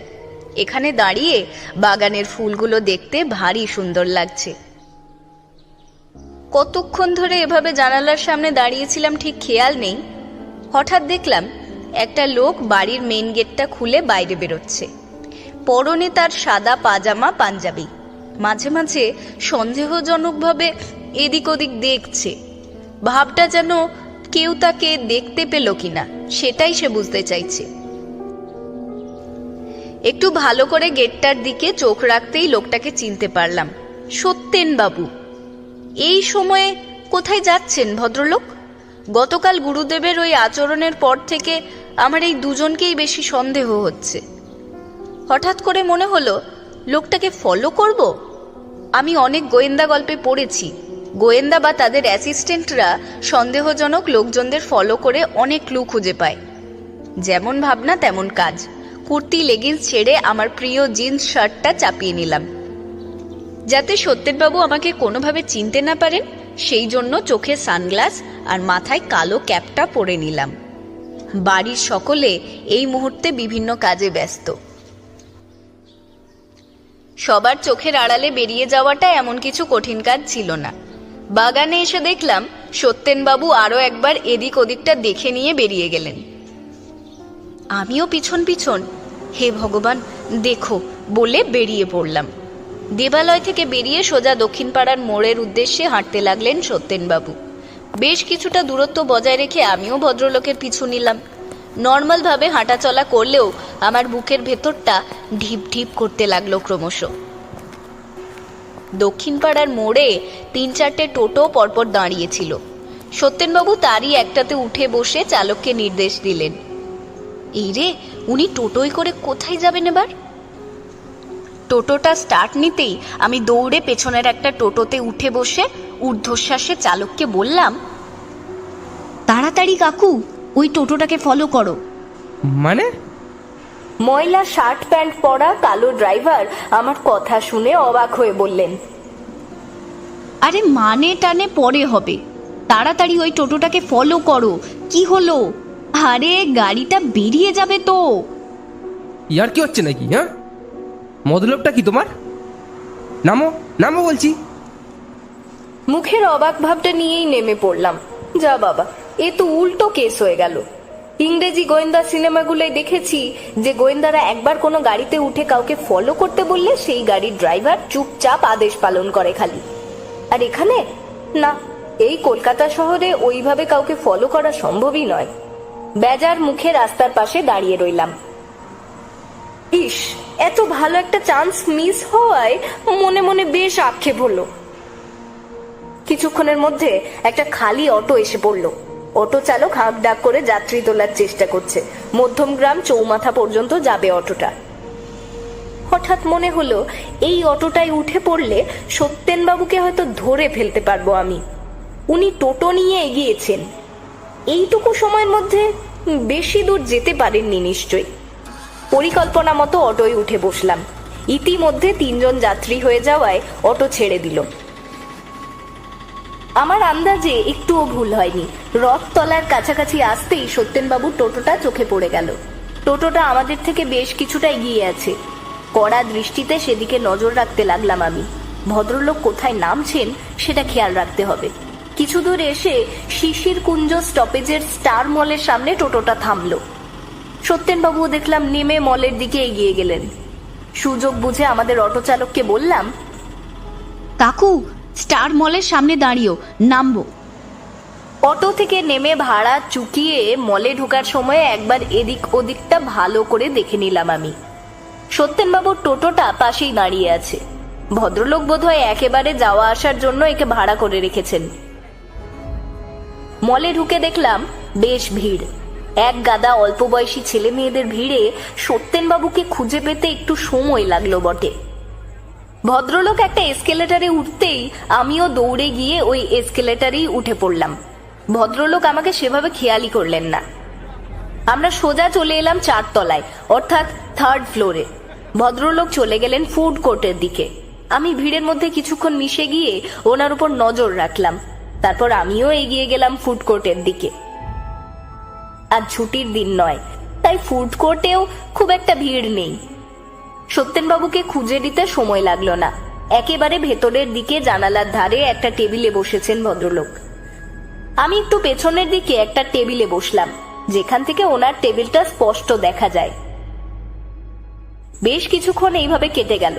সকাল থেকে কিচ্ছু পেটে পড়েনি, ফলে সাংঘাতিক খিদে পেয়ে গেছে আমার। একবার মনে হলো ফুড কোর্টে যখন বসেই রয়েছি কিছু একটা খেয়ে নেওয়া যাক।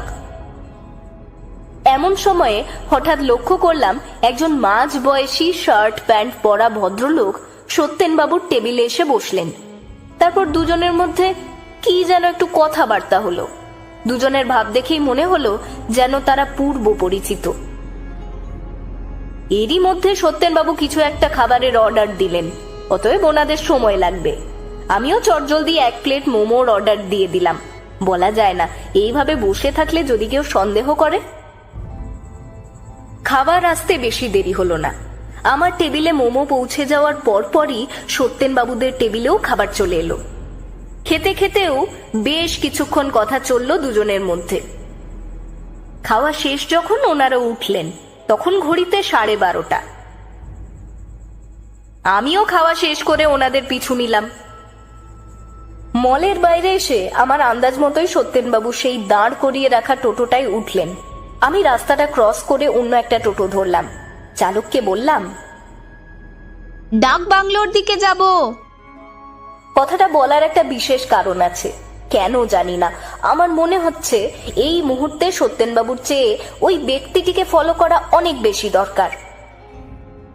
দক্ষিণ পাড়ার মোড়ে সত্যেনবাবু নেমে গেলেন এবং আমার আন্দাজ অনুযায়ী টোটোটা সেই ব্যক্তিটিকে নিয়ে চলল ডাক বাংলো ছাড়িয়ে রেল গেটের দিকে। আমিও আমার চালককে নির্দেশ দিয়ে দিয়েছি রেল গেটের একটু আগে সিটি মলের সামনে নামবো। এমন সময়ে আমার ফোনটা বেজে উঠল। দেখি নীলুদা ফোন করছে।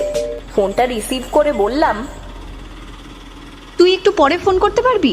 এই মুহূর্তে আমি একটা জরুরি কাজে রয়েছি। জরুরি কাজ? তা কি জরুরি কাজ আছে এখন তোর? আরে ওসব কোনো ব্যাপার না। স্টার মল, একটা ছেলে মানে লোক, অনেক কিছু বললাম তো, পরে বলবো। কি? স্টার মলে ছেলে? তার মানে তুই বাড়ির বাইরে ঘুরে বেড়াচ্ছিস, তাই তো? ওসব মলের ছেলে টেলেদের পেছনে লাগা কিন্তু মোটেই ভালো কথা নয়। কাকি জানতে পারলে কি হবে জানিস তো? আমি কোনো ছেলের পেছনে লাগছি না। ওফ, তোকে পরে সব বুঝিয়ে বলবো, এখন ফোনটা রাখ তো। নীলুদা ফোনটা কেটে দিতেই দেখতে পেলাম সিটি মলের সামনে পৌঁছে গেছি। টোটো থেকে নেমে ভাড়া চুকিয়ে দিয়ে এগিয়ে যেতেই দেখলাম সেই ভদ্রলোকটিকে। দেখলাম শর্মা সিনেমা হলের সামনে নেমে পড়তে, এবং নেমেই সিনেমা হলের সামনেই বাঁ দিকের গলিটায় ঢুকে পড়লেন তিনি। তাড়াতাড়ি গলিটার সামনে এগিয়ে যেতেই ভদ্রলোক কোন বাড়িতে ঢুকলেন সেটাও দেখা হয়ে গেল আমার। একটা দোতলা হলুদ রঙের বাড়ি, পাঁচিলের গায়ে নেম প্লেটে লেখা রয়েছে চক্রবর্তী নিবাস। উল্টো মুখে ডাক বাংলোর দিকে হাঁটা লাগাতেই হাতে রাখা ফোনটা বেজে উঠল ফের। এবার সোহিনী ফোন করছে। চট করে ফোনটা রিসিভ করে বললাম, হ্যাঁ রে, বল। কি রে, নীলুদা কি সব তোর নামে বললো? আরে ওর কথা ছাড় তো, আজ তো একটা গাধা, কিচ্ছু বোঝে না। তোকে অনেক কিছু বলার আছে জানিস। একটা বিশেষ কারণে 2 ঘন্টা আগে বাড়ি থেকে বেরিয়েছিলাম আমি। অনেক কিছু নোটিস করেছি। বাহ, তুই বাড়ি থেকে বেরিয়ে অনেক কিছু নোটিস করেছিস? গ্রেট। আমারও তোর সাথে অনেক কথা আছে। বিকেলের দিকে একবার বাড়ি আসতে পারবি? বিকেলে?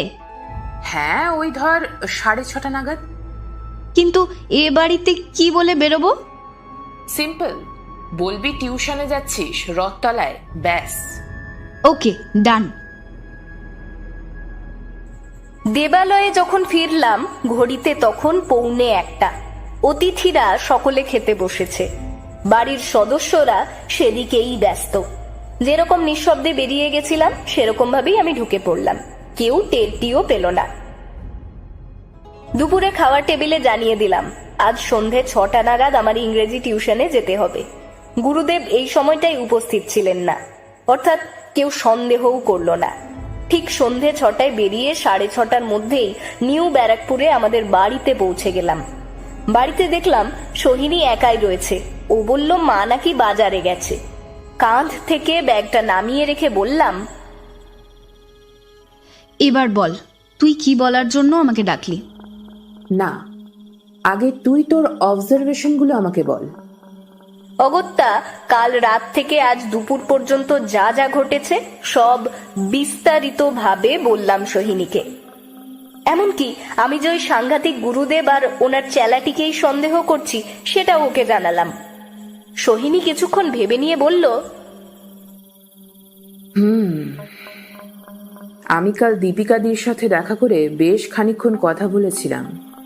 মানে কোথায় দেখা করলি? কাল সৃষ্টি থিয়েটার গ্রুপের শো ছিল সন্ধে 7টা নাগাদ। সেখানেই শো শেষ হওয়ার পর দীপিকাদির সাথে কথা বলে অনেক কিছু জানতে পারি। কি কি জানতে পারলি? দীপিকাদি নাকি মাস 2 আগে একদিন দৈপায়ন বাবুকে বলতে শোনেন, তোমাকে আমি চিনে ফেলেছি, আমার সাথে চালাকি করে তুমি পার পাবে না। বন্ধ ঘরে কথা বলছিলেন ভদ্রলোক। অতএব কথাটা যে কাকে বলছিলেন সেটা বুঝতে পারেননি দীপিকাদি। তারপর দর্শনাদি নাকি কখনো গাছ লাগান না, গাছ পরিচর্যার কিছুই জানেন না উনি। আর সবচেয়ে গুরুত্বপূর্ণ ব্যাপার হলো ওনার গাছ সম্বন্ধে কোনো আগ্রহই নেই। তারপর আসেন দীপঙ্কর বাবু। উনি নাকি নিয়মিত রেসের মাঠে যেতেন এবং প্রচুর লস করে বাড়ি ফিরতেন। প্রায় বাবার সাথে ঝগড়া লাগতো তার। ওনার পক্ষে মূর্তিটা চুরি করার যথেষ্ট কারণ আছে, কিন্তু উনি তো বছর দেড়েক ধরে নিখোঁজ। আরো যেটা জানতে পেরেছি সেটা হলো ভদ্রলোকের স্ত্রী মালিনী নাকি ওনার স্বামী নিখোঁজ হওয়ার পরই ব্যাগ গুছিয়ে বাপের বাড়ি চলে যান। তারপর আসেন গুরুদেব ও তার চেলাটি। দীপঙ্কর বাবু নিখোঁজ হওয়ার ঠিক 2 মাসের মাথায় দৈপায়ন বাবু দীক্ষা নেন ওনার গ্রামের বাড়ির ওদিক থেকে। তারপর থেকেই এনারা দুজন এই বাড়ির মেম্বার হয়ে গেছেন। একটানা কথাগুলো বলে একটু থামলো সোহিনী। আমি মন্ত্রমুগ্ধের মতো কথাগুলো শুনছিলাম এতক্ষণ। এবার বললাম, তাহলে তোর কি মনে হচ্ছে? অনেকগুলো খটকা লাগছে। যেমন ধর, 1 নম্বর, দৈপায়ন বাবু ওই কথাটা কাকে বলেছিলেন, কাকে চিনতে পেরেছিলেন তিনি? এই ব্যক্তিটি তবে খুনি? 2 নম্বর, দর্শনাদি কেন লুকিয়ে গেলেন যে তিনি সেদিন টিউশনি করতে গেছিলেন, এবং যে মানুষ কখনোই গাছ সংক্রান্ত কোনো কাজই করেন না সে মানুষ হঠাৎ গাছ পুঁতে নিজে হাতে তার পরিচর্যা করছেন কেন? 3 নম্বর, খুনটা যে করেছে সে জানে দৈপায়ন বাবু রোজ বিকেলে বাচ্চাদের সাথে ঘুড়ি ওড়ান। তবে কি সেই ব্যক্তি বাড়িরই লোক? কিন্তু সেদিন বাড়ির কেউই তো বাড়িতে ছিল না। 4 নম্বর, মূর্তিটা গেল কোথায়? নীরুদা তো পুরো বাড়িটা সার্চ করিয়েছে, কিন্তু কোথাও সেটা পায়নি। কি উপযুক্ত জায়গা থাকতে পারে ওটা লুকোনোর? 5 নম্বর, কেন জানি না আমার সত্যেন বাবুকে ভীষণ চেনা চেনা লাগছিল সেদিন। বারবার মনে হচ্ছে খুবই কাছ থেকে যেন ভদ্রলোককে কোথাও দেখেছি, কিন্তু কিছুতেই মনে করতে পারছি না। আচ্ছা স্নেহা, আজ সেই অচেনা ভদ্রলোকটিকে তুই কোন বাড়িতে ঢুকতে দেখেছিলিস? ওই তো শর্মা সিনেমা হলের পাশের গলিটার ঠিক 2য় দোতলা বাড়িটাই, হলুদ রঙের, নাম চক্রবর্তী নিবাস। হঠাৎই লক্ষ্য করলাম সোহিনীর চোখে মুখের ভাব একদম বদলে গেল। ও বলে উঠল, চক্রবর্তী নিবাস? ও মাই গড! ইস, এতক্ষণ কেন জানতে চাইনি তোর কাছে? ঠিক এই সময়ে কলিং বেলটা বেজে উঠল। দরজা খুলতেই দেখি মা। আমাকে দেখে বেশ অবাক হয়ে বলল, ও তুই চলে এসেছিস? তোদের ওই সব ছদ্মবেশী খেলা শেষ হলো তবে? আমি বিরক্ত হয়ে বললাম, ওফ মা, তুমি তো কিছুই বোঝো না। সেই তো, সব বুদ্ধি তো তোদের মাথাতেই আছে। তোদের নিয়ে আর পারা যায় না বাপু। একদিকে তোরা, আর একদিকে ওই প্রশান্ত বাবুর ছোট ছেলে জিতু। সে কোন সিনেমায় দেখেছে মাটির তলায় গুপ্তধন পোঁতা থাকে। এখন খেলনা কোদাল নিয়ে ওদের বাগানের মাটি খুঁড়তে বসেছে। সেখান থেকে নাকি সোনার মোহর, গুপ্তধন এই সব বেরোবে। ও তো তাও ছোট, কিন্তু তোরা তো বড় হয়েছিস। কি বললে? জিতু কি বলেছে? মাটির তলায় গুপ্তধন পোঁতা থাকে। সোহিনীর চোখে মুখে একটা উত্তেজনার ভাব ফুটে উঠল। ও একটা তালি মেরে বলল, ইস, এই সাধারণ ব্যাপারটা এতক্ষণ আমার মাথায় আসেনি কেন? ও মাই গড, জিনিসটাকে চোখের সামনে দেখেও এড়িয়ে গেলাম। আমি একটু অবাক হয়ে বললাম, মানে কি জিনিস? গুপ্তধন। নয়, হ্যাঁ। যাকগে, তুই এখন ও বাড়ি ফিরে যা। আর মাত্র কয়েকটা কাজ বাকি, ব্যাস। তারপরেই 2 এ 2 4 হবে। মাটির তলায় গুপ্তধন। মনের মধ্যে এক গাদা প্রশ্ন নিয়ে দেবালয়ে ফিরে এলাম। সন্ধে গড়িয়ে রাত হয়ে যেতে আর বেশি সময় লাগলো না। আগেই বলেছি, এই বাড়ির লোকজন 9:30টার মধ্যে তাদের রাতের খাওয়া সেরে ফেলেন। আজ খাওয়ার টেবিলে দীপকবাবু বললেন, শোনো সবাই, কাল দুপুর 12টা নাগাদ অফিসার রায় এবং সেদিনের সেই মেয়েটা আসবে। ওনাদের নাকি রহস্য সমাধান করা হয়ে গেছে। সত্যি রহস্য সমাধান করা হয়ে গেছে? অফিসার তো তাই বললেন, আর উনি বললেন যে সেই সময় যেন বাড়িতে সবাই উপস্থিত থাকে। গুরুদেব এবং সত্যেনদাকেও থাকতে বলেছেন। খাওয়া দাওয়া সেরে ঘরে চলে এলাম। মাথায় তখনও 1000টা প্রশ্ন ঘোরাফেরা করছে। গুরুদেব কেন আমার উপর নজরদারি করলেন? সত্যেনবাবু সকালে কার সাথে দেখা করতে গেছিলেন? চক্রবর্তী নিবাস শুনে সোহিনী কোন বিষয়ে শিওর হলো? সত্যেনবাবুকে সোহিনীর চেনা চেনা মনে হলো কেন? আগামীকাল দুপুরের জন্য যেন আর অপেক্ষাই করতে পারছিলাম না। দারুণ উৎকণ্ঠার মধ্যে দিয়ে রাতটা কাটিয়ে দিলাম কোনো ক্রমে। পরের দিন সকাল সকাল ঘুম ভেঙে গেল। বাড়ির লোকজনদের মধ্যে একটা চাপা উত্তেজনার ভাব লক্ষ্য করছিলাম আমি। হাজার হোক, আজ একটা খুনের রহস্যের সমাধান হবে বলে কথা। হয়তো এই বাড়িরই কেউ কাজটা করেছে বলে জানা যাবে, বলা তো যায় না। গুরুদেবকে বেশ কয়েকবার ওনার ঘর থেকে বেরোতে দেখলেও সত্যেনবাবুকে সকাল থেকে একবারও দেখতে পেলাম না। অঞ্জলিদের কাছে জানতে চাওয়ায় শুনলাম উনি নাকি মধ্যম গ্রামে ডাক্তার দেখাতে গেছেন, যদিও ফিরে এলেন 12টা বাজার ঠিক আধ ঘন্টা আগে। সোহিনীরা যখন দেবালয় পৌঁছলো তখন ঘড়ির কাঁটায় 12টা বেজে 10 মিনিট। আমরা সবাই দোতলার ড্রয়িং রুমে একসাথে বসেছি। দীপকবাবুর জোড়াজুড়িতে আজ গুরুদেব ও সত্যেনবাবুও এখানে রয়েছেন। সোহিনী আর নীলুদা এখানে উপস্থিত হওয়ার পর অঞ্জলিদি চা মিষ্টি অফার করতেই সোহিনী একেবারে না করে দিল। তারপর সোহিনী ওর সোফা ছেড়ে উঠে দাঁড়িয়ে সবার মুখগুলো একবার ভালোভাবে দেখে নিল। আমি জানি এই জিনিসটাও ফেলুদার কাছ থেকে শিখেছে। সবাইকে পর্যবেক্ষণ করে সোহিনী শুরু করলো। আজ আমরা সবাই এখানে একত্রিত হয়েছি একটাই কারণে। এই বাড়ির প্রাক্তন কর্তা প্রয়াত শ্রী দ্বৈপায়ন ভট্টাচার্যের খুনের রহস্য সমাধান করতে। এই কেসে জড়িয়ে পড়াটা নেহাতি আমার কৌতূহল মেটানোর একটা অংশ বলা যেতে পারে। আমি পরপর প্রথম থেকে একবার পুরো ঘটনা সাজিয়ে আপনাদের সামনে তুলে ধরছি। গত শনিবার দ্বৈপায়নবাবু ঠিক বিকেল 5:30টা নাগাদ খুন হন।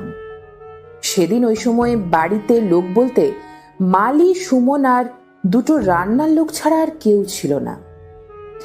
দীপকবাবু, দীপিকাদি, অঞ্জলিদি ও তার ছেলে ছোটন সিনেমা দেখতে গেছিলেন। অন্যদিকে গুরুদেব আর সত্যেনবাবু গেছিলেন রামকৃষ্ণ মঠে প্রার্থনা শুনতে। দর্শনাদিও বিশেষ কাজে বাড়ির বাইরে ছিলেন সন্ধে 7টা পর্যন্ত। সন্ধে 6টা নাগাদ দীপকবাবুরা বাড়ি ফিরে ছাদে দ্বৈপায়নবাবুকে মৃত অবস্থায় দেখতে পান। তারপর থেকেই দেখা যায় এই বাড়ির এক মহামূল্য সম্পদ, একটা 1 হাত লম্বা সোনার কৃষ্ণমূর্তি খুঁজে পাওয়া যাচ্ছে না। গত পরশু আমি এই বাড়িতে এসে আপনাদের সবাইকে কয়েকটা প্রশ্ন করেছিলাম। সেখান থেকেই আমি জানতে পারি দ্বৈপায়নবাবুর দুটো বিয়ে।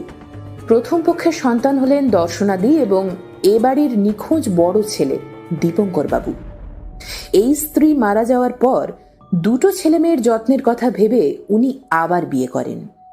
এই দ্বিতীয় পক্ষের সন্তান হলেন যথাক্রমে দীপকবাবু, প্রয়াত দৃপ্তবাবু ও দীপিকাদি। দৃপ্তবাবু মারা গেছেন বছর 1.5 আগে সেরিব্রাল অ্যাটাকে। যে দেবমূর্তিটা চুরি গেছে সেটা নাকি প্রথম থেকে এ বাড়িতে ছিল না। বছর 1.5 আগে আপনাদের গ্রামের বাড়ি পরিষ্কার করানোর সময়ে মূর্তিটা পান দ্বৈপায়নবাবু। দামি জিনিস বলে এই বাড়িতে নিয়ে আসেন। এই বাড়িটা বহুদিন আগেই তিনি নিজের প্রথম স্ত্রীর নামে লিখে দিয়েছিলেন। তারপর থেকে শুরু হয় দীপঙ্কর বাবুর সাথে ওনার অশান্তি। দীপঙ্কর বাবু দাবি করেন যে মূর্তিটা যেহেতু ওনার মায়ের বাড়ি থেকে পাওয়া গেছে তাই সেটা একমাত্র ওনার প্রাপ্য। বাবা রাজি না হওয়ায় উনি রাগারাগি করে বাড়ি ছেড়ে চলে যান। এরপর ওনার স্ত্রী মালিনীও নিজের বাপের বাড়ি চলে যান। এই ঘটনার ঠিক 2 মাসের মাথায় দৈপায়নবাবু ওনার গ্রাম থেকে দীক্ষা নেন। গুরুদেব এবং সত্যেনবাবু তারপর থেকে এই বাড়িতেই রয়েছেন। এইবার আসি আসল ঘটনায়। আমি দীপিকাদির কাছ থেকে জানতে পেরেছি উনি নাকি মাস 2 আগে একদিন বন্ধ ঘরের ভেতর থেকে ওনার বাবার গলা পান। তোমাকে আমি চিনে ফেলেছি।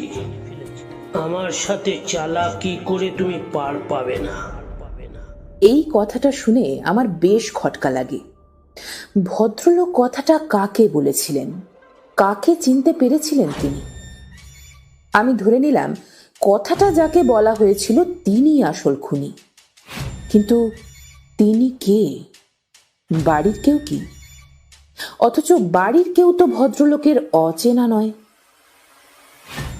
এতক্ষণ টানা কথাগুলো বলে সোহিনী একটু থামলো। পুরো ঘরে একেবারে যাকে বলে পিন ড্রপ সাইলেন্স।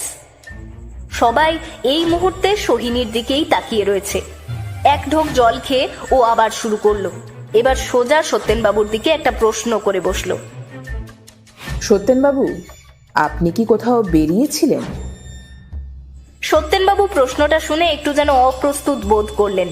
বললেন, হ্যাঁ হ্যাঁ, আমি মধ্যম গ্রামে গেছিলাম ডাক্তার দেখাতে। ও, সেই জন্যই বোধহয় আপনি তাড়াহুড়ো করে বাড়ি ফিরে আপনার ডান গালের বড় তিলটা আঁকতেই ভুলে গেছেন। শুনে ঘরের সবাই বিদ্যুৎ ঝলকের মতো সত্যেনবাবুর দিকে তাকালো। সত্যেনবাবু একবার চমকে উঠে নিজের ডান গালে হাত দিলেন। তারপর কোনো রকমে সামলে বললেন, তিল? আমার তো কোনো তিল ছিল না, তুমি ভুল করছো। সোহিনী একটু হেসে বলল, তাই নাকি? আমি ভুল করছি? কথাটা বলেই সোহিনী যে কাজটা করলো সেটার জন্য আমরা একেবারেই প্রস্তুত ছিলাম না। ও সোজা সত্যেনবাবুর দিকে এগিয়ে গিয়ে ওনার পাঞ্জাবির কলারটা ধরে ওনার কালো মোটা গোঁফটায় একটা টান দিতেই সঙ্গে সঙ্গে সেটা খুলে সোহিনীর হাতে চলে এলো। অবাক হয়ে দেখলাম মুখোশের আড়াল থেকে এ যেন এক নতুন মুখ বেরিয়ে এলো। দীপকবাবু দ্বিগুণ অবাক হয়ে বললেন, বরদা? ঠিকই ধরেছেন, উনি হলেন আপনাদের বাড়ির নিখোঁজ বড় ছেলে দীপঙ্কর ভট্টাচার্য। সত্যেনবাবু ওরফে দীপঙ্কর বাবুর মুখে একটা বিরক্তি মেশানো রাগের ভাব ফুটে উঠেছে। সোহিনী ওনার দিকে তাকিয়ে বলল, দুর্বল মেকআপ আপনাকে ডোবালো দীপঙ্কর বাবু। এখানে এসেই প্রথম আপনাকে লক্ষ্য করেছিলাম। প্রথম দিনের থেকে একাধিক পরিবর্তন আমার চোখে পড়ল আজ। ডান গালের তিল উধাও, গোঁফটা সামান্য খুলে এসেছে কোণা থেকে। আর আপনি ডাক্তারের কাছে যাননি।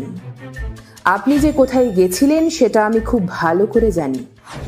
দীপকবাবু বললেন, মানে বরদা তাহলে কোথায় গেছিল? উনি গেছিলেন রেসের মাঠে। আজ তো রেস ছিল, আমিও সেখানেই ছিলাম এতক্ষণ। সেই জন্যেই আপনাদেরকে 12টা নাগাদ টাইম দিয়েছিলাম। কেস কি প্রমাণ ছাড়া সমাধান করা যায়? কথাটা বলেই সোহিনী ওর মোবাইলটা খুলে একটা ছবি আমাদের সামনে তুলে ধরলো। সামনে দাঁড়িয়ে দীপঙ্কর বাবুকেই দেখা যাচ্ছে ছবিটায়। কিছুক্ষণ আগে রেসের মাঠে তোলা ছবি। সোহিনী বলল, আমি জানতাম আপনি আজ ওখানে যাবেন। আমি ওখানে অনেকক্ষণ আগের থেকেই উপস্থিত ছিলাম। এবার দীপিকাদি বললেন, কিন্তু তুমি কি করে জানলে যে সত্যেন বাবুই বরদা? সোহিনী একটু হেসে বলল, প্রথম দিন ওনাকে দেখেই আমার খুব চেনা চেনা মনে হয়েছিল। আসলে দৈপায়ন বাবুর ঘরে টাঙানো দীপঙ্কর বাবুর একটা ছবি আমি লক্ষ্য করেছিলাম সেদিন। বাকিটা ক্লিয়ার করেছে ও। ওর নাম আসলে স্নেহা, ও আমার বোন। আমরাই ওকে এ বাড়িতে পাঠিয়েছিলাম ছদ্মবেশে। ও কাল দীপঙ্কর বাবুকে ফলো করে একটা দারুণ ইনফরমেশন দেয় আমাকে। ও নাকি দীপঙ্কর বাবুকে একজন ভদ্রলোকের সাথে মিট করতে দেখে, যিনি শর্মা সিনেমা হলের পাশের গলির চক্রবর্তী নিবাসে ঢুকে যান। ওটা তো বর্দার শ্বশুর বাড়ি। জানি, আর ভদ্রলোকটি হচ্ছেন দীপঙ্কর বাবুর শ্যালক মৃন্ময় চক্রবর্তী। দীপঙ্কর বাবুই ওনার বাবাকে খুন করেছেন। ওনার যথেষ্ট কারণ ছিল। রেসের মাঠে প্রচুর লস করায় বাজারে অনেক দেনা ছিল। বাড়ি ছেড়ে চলে যাওয়ার পর উনি ওই ভণ্ড গুরুদেবকে নিয়ে আবার ফিরে আসেন এখানে এবং সুযোগ খুঁজতে থাকেন। কিন্তু সমস্যাটা তখনই হলো যখন আপনার বাবা আপনাকে চিনতে পেরে গেলেন। ওই কথাটা তো উনি আপনাকেই বলেছিলেন, কি তাই না দীপঙ্কর বাবু? দীপঙ্কর বাবু কিছু বললেন না। সোহিনী ওর কথা চালিয়ে গেল। আপনি যখন দেখলেন আপনার বাবা আপনাকে চিনে ফেলেছেন, তখনই আপনি খুনের পরিকল্পনাটা করে ফেলেন। সেদিন আপনি গুরুদেবকে মঠে পাঠিয়ে দিয়ে নিজের বাড়িতেই কোথাও লুকিয়েছিলেন। সুযোগ বুঝে আপনি ছাদে গিয়ে আপনার বাবাকে...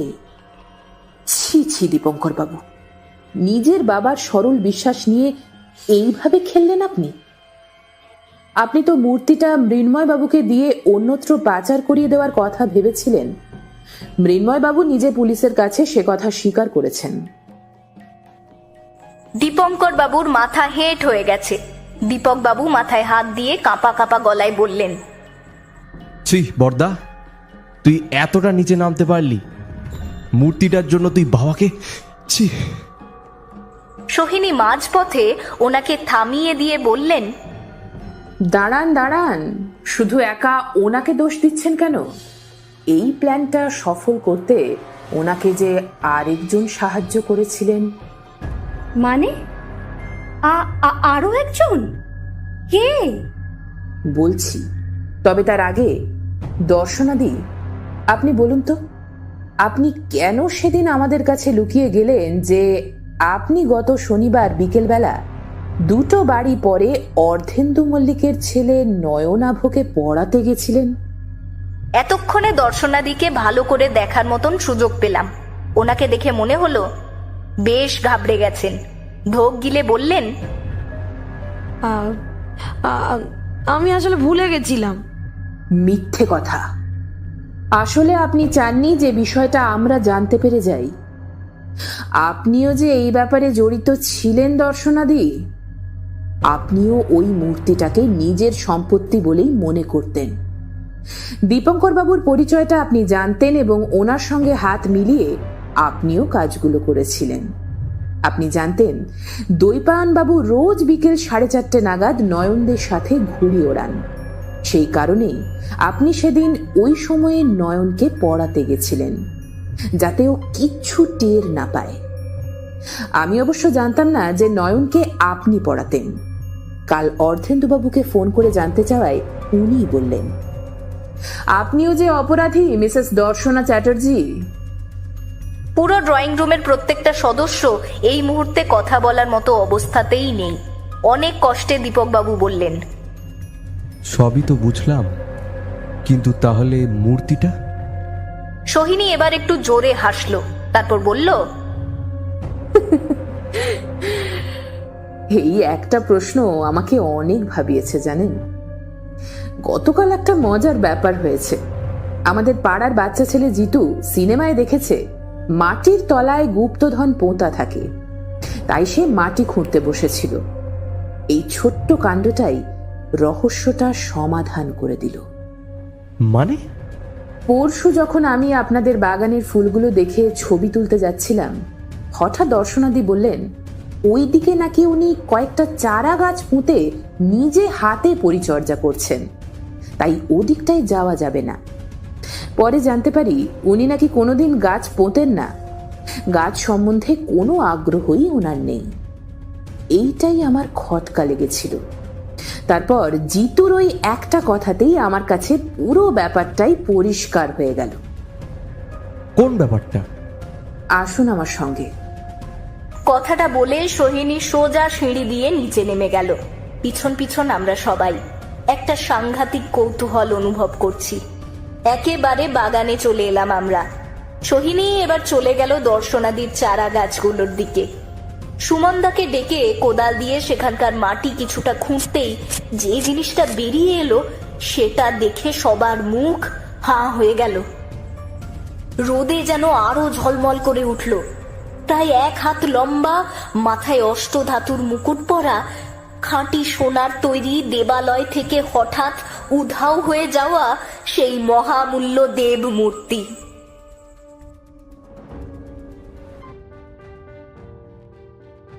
শুনছিলেন আজকের গল্প সোহিনী সিরিজের প্রথম দেবালয়ের দেবমূর্তি।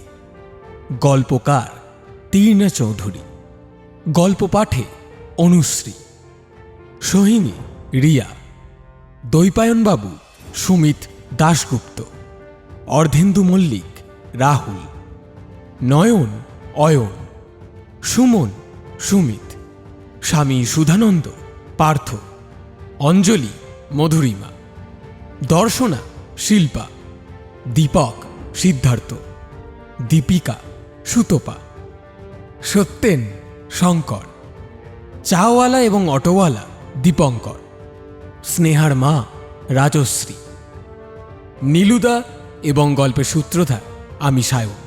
পর্ব পরিচালনায় টিম ফিকশন হাট, আবহে সূর্য, প্রচ্ছদ মুরালি। আমরা অসংখ্য ধন্যবাদ জানাই গল্প লেখিকা শ্রীমতী তীর্ণা চৌধুরীকে আমাদের এই উদ্যোগে পাশে থাকার জন্য। টিম ফিকশন হাট ফিরে আসবে আবার এক নতুন গল্পের সাথে। ততক্ষণ ভালো থাকবেন।